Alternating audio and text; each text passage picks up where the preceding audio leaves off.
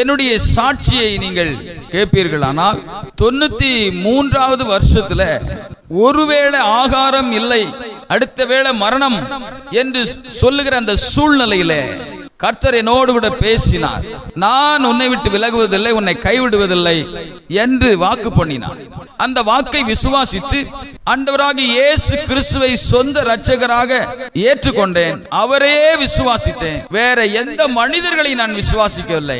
கர்த்தரே என்னை நடத்தினார். ஒரு நல்ல ஆவிக்குரிய திருச்சபையில நான் கடந்து வந்த பொழுது நான் எதையும் எதிர்பார்க்கவில்லை. ஒரு நல்ல ஆவிக்குரிய ஒரு ஐக்கியம், அன்பு, இதை நான் எதிர்பார்த்து தேவனை நேசித்து வந்தேன். திருச்சபையை கவனிக்க ஆரம்பித்தேன். அங்கே சொல்லுகிற வார்த்தைகளை கவனிக்க ஆரம்பித்தேன். ஆபிரகாமை ஆசீர்வதித்தவர் உன்னையும் ஆசீர்வதிப்பார் என்று சொன்ன பொழுது அதை அப்படியே விசுவாசித்தேன். தேவன் என்னை ஆசீர்வதித்தார்.